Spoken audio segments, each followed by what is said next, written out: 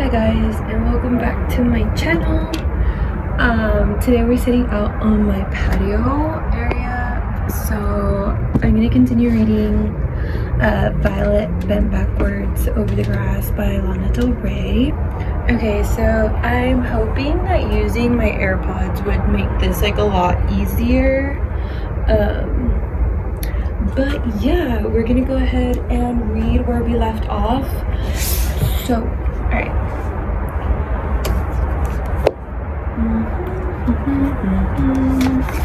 Alright, so we left off at Tessa de Pietro. So we're gonna go ahead and read that one. We're gonna read a few more for today, but we won't be reading everything. It says, "No one ever touched me without wanting to kill me, except for a healer on 6th Street and Ridgely." Tessa de Pietro recommended casually. "By a medium I no longer know." She said, "My number one problem was my field was untrusting." When asked what to do, she paused and said, "Nothing." Which sent me right into uncontrollable sobbing, because there is never anything you can do about the important things. She said, "Okay, one thing you can do is picture the floor rising up to support you, and sink into the back of the bed that's behind you. Too much of your energy is in front of you and above you."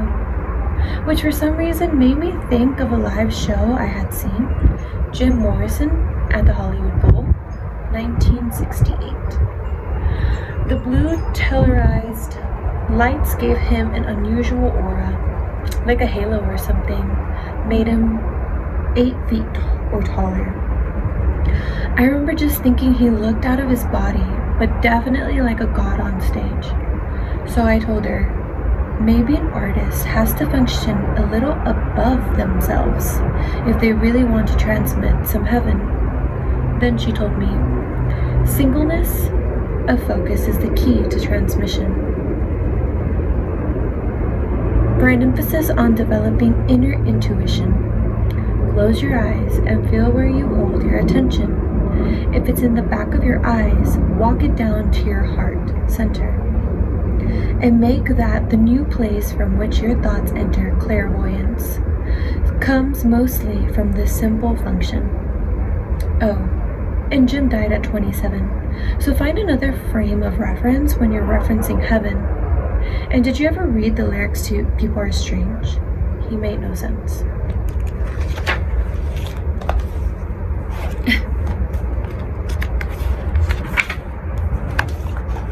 Alright, our next poem is going to be Past the Bushes, Cypress Thriving. I saw you in the mirror.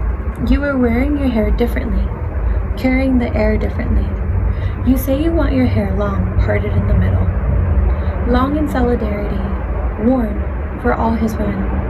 Long Beach, aimless. Your fingers wiping oil on the paper with precision, with decision, like an artist never seen yet with a vision. With a reason, started with venom at the ceiling. Not the grass, but straight ahead, just at the skyline with precision, laser vision. Time was stopping, moving through you. You dictated by what moved you. Only moving, never thinking. Match the sun that's only sinking at the height of afternoon, in the heat of a summer evening, like a phoenix, like a chemtrail, like a wavelength. No one's claiming. Georgia O'Keeffe, Georgia Peaches, doing nothing but your painting, for forever. Forget teachers. Forgive him forever leaving. Love is rising, no resisting. Cheeks are flushing, now you're living. Say goodbye now, no resisting. Live your life like no one's listening. Be the art that life is breathing. Be the soul the world is living. Do what you want, for you only, not for giving, just for taking. No one's listening. At the end of Lime and 10th Street down the road, that's green and winding. At the end of Lime and 10th Street down the road, that's green and winding, past the bushes, cypress thriving, past the chain link fence, and driving farther down the road less traveled. There you are, athleisure wear unraveled. Now I see you clear, standing stoic, blue and denim, eyes not blue but clear like heaven. You don't want to be forgotten, you just want to disappear.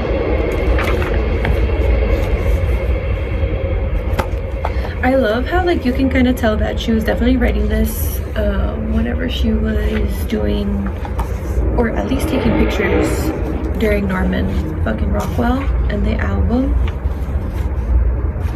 But yeah, our next one is going to be Sports Cruiser, a pretty lengthy one at that too, but we got this.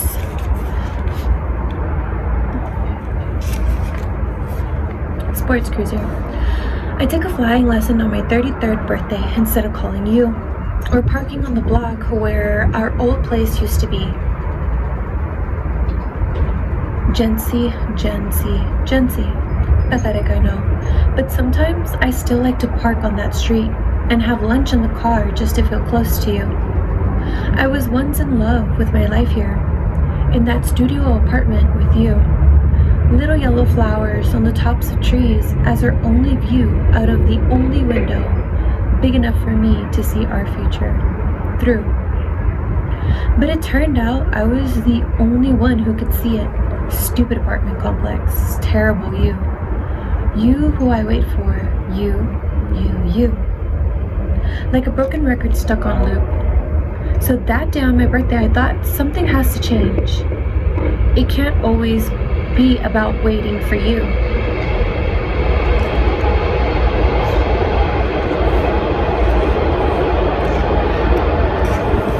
Don't tell anyone, but part of my reasoning for taking the flight class was this idea that if I could become my own navigator, a captain of the sky, that perhaps I could stop looking for direction from you.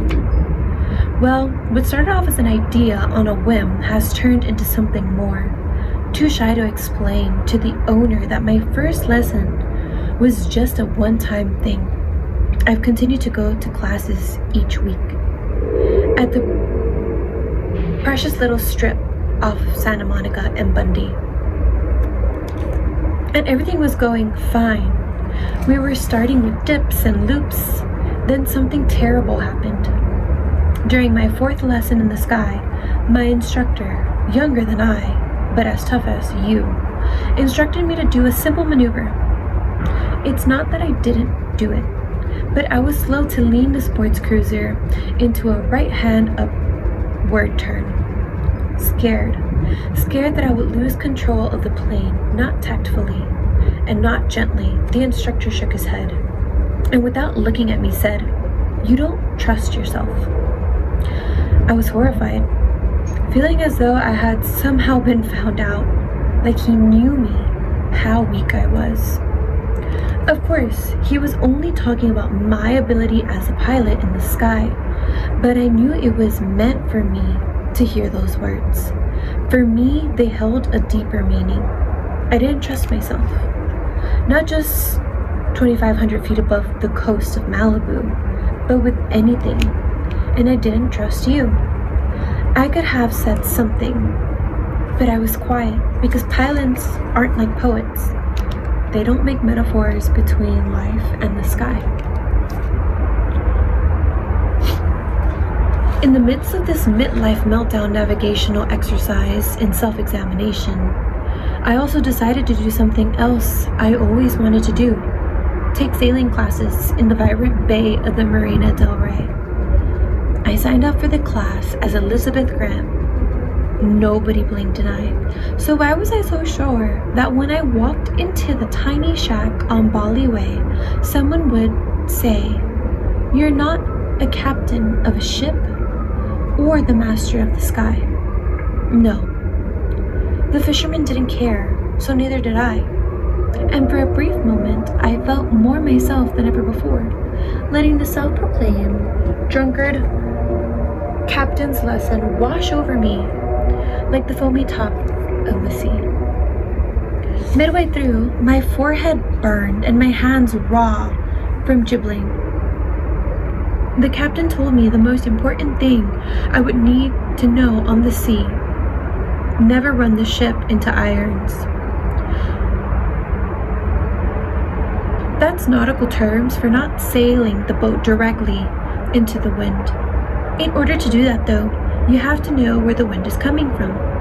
And you might not have time to look, so you have to feel where the wind is coming from, on your cheeks and by the tips of the white waves from which direction they're rolling. To do this, he gave me an exercise. He told me to close my eyes and asked me to feel on my neck which way the wind was blowing. I already knew I was going to get it wrong. The wind is coming from everywhere. I feel it all over, I told him. No, he said. The wind is coming from the left, the port side. I sat waiting for him to tell me, you don't trust yourself. But he didn't. So I said it for him. I don't trust myself. He laughed, gentler than the pilot, but still not realizing that my failure in the exercise was hitting me at a much deeper level. It's not that you don't trust yourself, he said. It's simply that you're not a captain. It isn't what you do. Then he told me he wanted me to practice every day so I would get better. Which grocery store do you go to? He asked. To the Ralph's in Palisades, I replied. Okay, when you're in Ralph's in the Palisades, I want you, as you're walking from your car to the store, to close your eyes and feel which way the wind is blowing. Now, I don't want you to look like a crazy person crouching in the middle of the parking lot. But everywhere you go, I want you to try and find which way the wind is coming from, and then determine if it's from the port or starboard side. So when you're back on the boat, you'll have a better sense of it.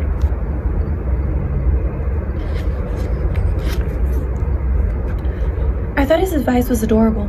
I could already picture myself in the parking lot squinting my eyes with perfect housewives looking on. I could picture myself growing a better sense of which way the wind was blowing. And as I did, a tiny bit of deeper trust also began to grow within myself. I thought of mentioning it, but I didn't, because the captains aren't like poets. They don't make metaphors between the sea and sky. And as I thought that to myself, I realized that's why I write. All of this circumnavigating the earth was to get back to my life. 6 trips to the moon from my poetry to arise. I'm not a captain, I'm not a pilot, I write. Alright, that should be our 3rd poem. Yeah, that's our 3rd poem so far.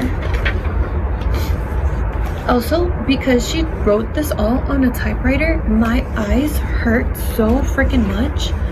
I have dyslexia, so then fonts like that really bother my eyesight, and they typically make it really difficult for me to read naturally. But I'm trying to get through it, so I might be able to get to 2, maybe 3 more poems, possibly. We're gonna go ahead and we're gonna read Quiet Blue, Waiter Forever, but we're gonna read this one because this is her rewritten portion of it. So I think it's cute that she like kind of puts down her like little edits to like her poetry. It says, you move like water, sweet baby, sweet waiter, making the night smile to no one you cater. Silent woodworker from midnight till later, my lover, my laughter, my armor, my maker. The way that I feel with you is something like aching. Inside of my stomach, the cosmos are baking, a universe hung like a mobile. The alignment of these planets unique. In me, the earth moves around the sun. No land, all sea. Water world, sun chaser. Tropic of Cancer, southern equator. I'm the crying crustacean sunbathing on paper, moon. Let's rewrite the beginning of this primordial ooze, shall we, my love? Am I being brazen for saying this year makes me feel like we could have written it better than him? But who am I? Just a girl in love dreaming on paper, rearranging the salt from the pepper, in love with you, my quiet waiter. Summer, blue, forever. Call me when you're done with work. I'll pick you up later. The darker the better. 5 after midnight, the darker the better.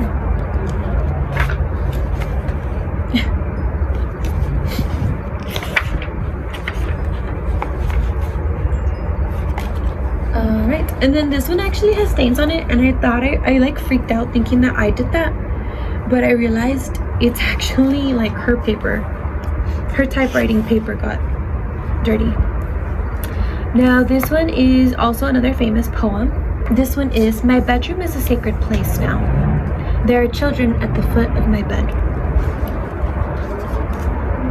Last year, when I wrote you my last letter, the beginning of my future poetry, I acknowledged who you were for the first time. I didn't call you by any other name. I let you know that I knew the true nature of your heart, that it was evil, that it convinced me that darkness is real, and that the devil is a real devil, and that monsters don't always know they are monsters. But projection is an interesting thing. After you burned the house down, you tried to convince me that I was the one holding the matches. You told me that I didn't know what I had done. You said I didn't know who I am, but I do know who I am. I love rose gardens. I buy violets every time someone leaves me. I love the great sequoias of Yosemite.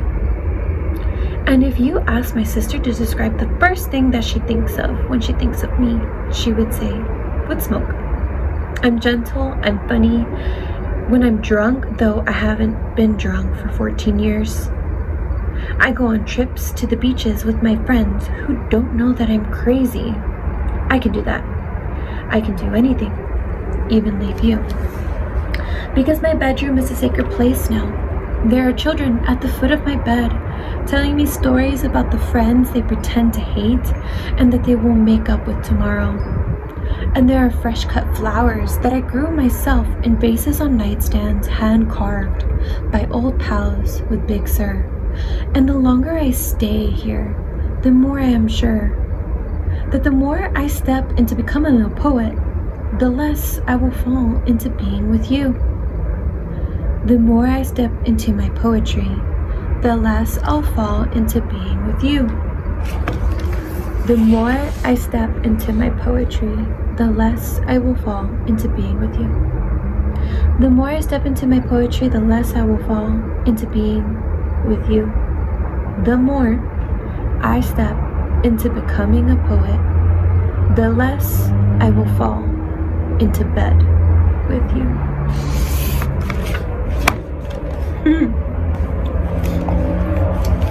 I love the sequoias of Yosemite. Alright, so we have the hills, in the hills of Benedict Canyon. How many did I read already?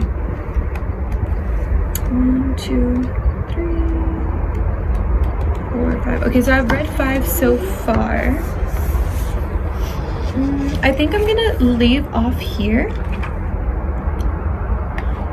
I'm gonna go ahead and in my next video I'll go ahead and start from here. I'm debating if I want to get through her poems first before transitioning to a new book, or I'm debating if I should. Actually, no, you're right. Actually, I am gonna finish this because we don't have that many more.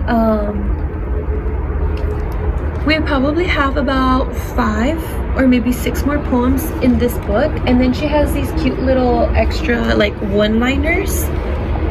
And then the very end of her poetry book, she actually has pictures on here for poets who actually want to write like poetry by using like images like she did in her book.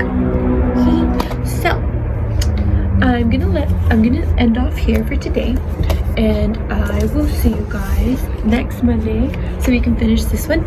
And I'm between either reading Emily Dickinson or reading Walt Whitman, which I think I'm leaning towards Walt Whitman, Leaves of Grass.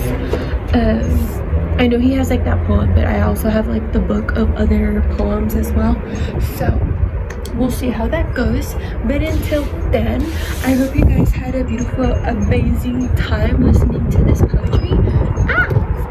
And I will see you guys later. Also, look at how cute it's